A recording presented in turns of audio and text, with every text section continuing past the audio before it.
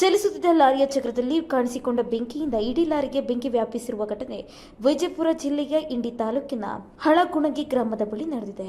TN 29 CW 8877 ನಂಬರಿನ lorry ಸಂಪೂರ್ಣ ಭಸ್ಮವಾಗಿದೆ. ಲಾರಿಗೆ ಬೆಂಕಿ ವ್ಯಾಪಿಸುತ್ತಲೇ ಕೆಳಗಿಳಿದು ಚಾಲಕ ಹಾಗೂ ಕ್ಲೀನರ್ ಜೀವ ಉಳಿಸಿಕೊಂಡಿದ್ದಾರೆ. ರಾಜಸ್ಥಾನದಿಂದ ಬೆಂಗಳೂರಿಗೆ ತೆರಳುತ್ತಿದ್ದ ಲಾರಿ ಇದಾಗಿದೆ. ಸ್ಥಳಕ್ಕೆ ಅಗ್ನಿಶಾಮಕ ದಳ ಸಿಬ್ಬಂದಿಗಳು ಭೇಟಿ ನೀಡಿ ಬೆಂಕಿ ನಂದಿಸಿದರು. ಹೊತ್ತಿ ಪೊಲೀಸ್ ಠಾಣಾ ವ್ಯಾಪ್ತಿಯಲ್ಲಿ ಈ ಘಟನೆ ಸಂಭವಿಸಿದೆ.